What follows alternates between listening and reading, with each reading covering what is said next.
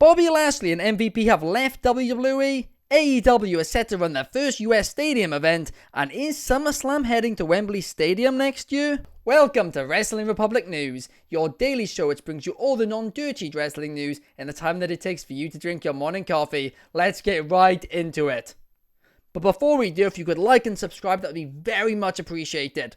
Now let's get into it. Bobby Lashley and MVP have officially left WWE. After weeks of online speculation, it has now been confirmed they have both departed the company and have both been moved to the alumni section on WWE.com, which, as we know, means they're no longer part of the active roster. I mean, this is huge news. As we know, Bobby Lashley, a multiple-time WWE champion, and of course, MVP currently manages Omos in WWE, but could they now reunite the Hurt Business outside of WWE? That is what a lot of fans are speculating this morning. Could they potentially be going to AEW, TNA, New Japan and reuniting the stable? We know Shelton Benjamin is a free agent. I'd love to see it, but would you? Let me know in the comments down below. AEW All In 2025 will not be taking place in Wembley Stadium, because instead it will be taking place at the Globe Life Field Stadium in Dallas, Texas. This will be AEW's first US stadium event, and the venue has a capacity of 40,000 fans,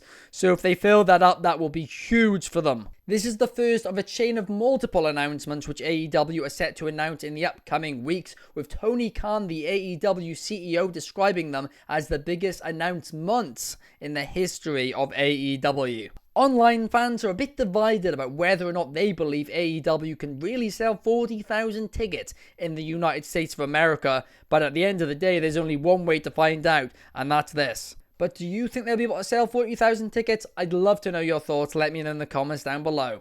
Tony Khan later clarified that All In will be returning to London. He didn't clarify whether it would be Wembley Stadium or not in 2026. He did not give any reason as to why AEW won't be doing All In London next year, but fans have their theories. One theory is very simply that AEW feel there'll be more demand for All In London if they do it every other year instead of every year, because of course the ticket sales for this year's event haven't been quite as good compared to last year, so maybe they think if they do it every other year, there'll be a little bit more demand, and that would make a lot of sense. While I believe that undoubtedly could be the case, I think there's another reason too. I believe that next week it will be announced that SummerSlam 2025 will be heading to Wembley Stadium, London, England, for a two-night WrestleMania level event. This would explain why WWE have suddenly done a U-turn after they originally said that 2026 would be the first two-night SummerSlam, before they are now saying the 2025 event will be. Of course, as we know, London Mayor Sadiq Khan has been having meetings with Triple H and Nick Khan over bringing WrestleMania to London.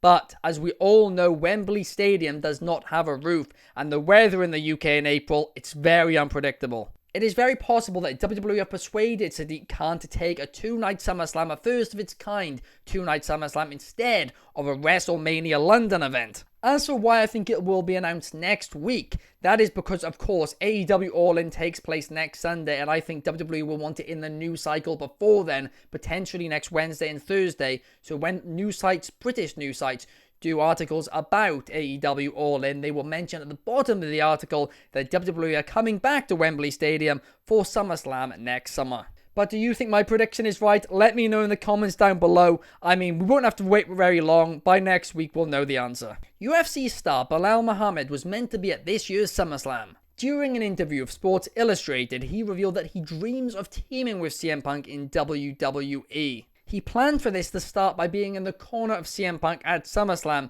but unfortunately due to other commitments in the UFC for his fight in Abu Dhabi, this was not possible. Punk recently did shout out Belal on WWE TV, so I definitely think it's on the table and would be an exciting crossover, no doubt about it.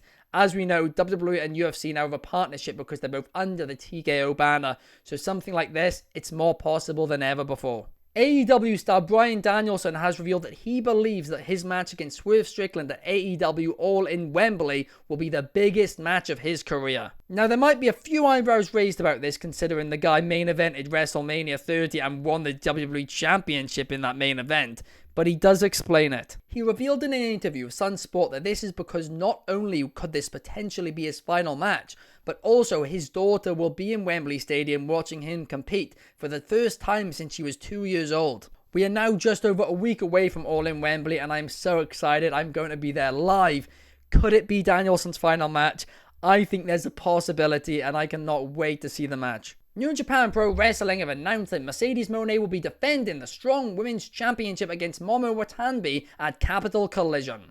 As previously announced, the event will be taking place on August 30th in Washington, DC, and it is looking to be an absolute stacked card.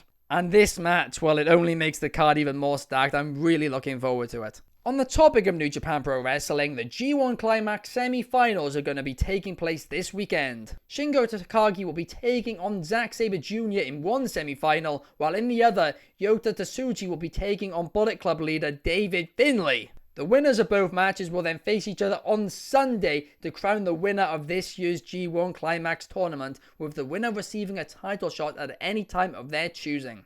It's been a great tournament so far, and Great Okan yesterday lost to Shingo Takagi, but Great Okan has really had a breakout tournament. He's shown that he can go in the ring, and it has been delightful to see. Time for the SmackDown preview. Roman Reigns will be appearing on tonight's Friday Night SmackDown, when he will come out, he will appear, and he will presumably cut a promo following his attack on Solo Sikoa's bloodline last week. Carmelo Hayes will be taking on Andrade once again, and Nia Jax will be having a championship celebration hosted by Tiffany Stratton. While Naomi will be taking on Blair Davenport, and hopefully the women's division get more than 2 minutes of time in the ring this week. And Grayson Waller will be taking on Kevin Owens. And last but certainly not least, DIY will be taking on the Street Profits in a number one contenders match to crown the new number one contenders for the WWE Tag Team Championships. But that's all the news for this week. I will be back on Monday morning to give you guys all the news, so I'll see you guys then. Please like, comment and subscribe. Hope you all have a great weekend. Peace!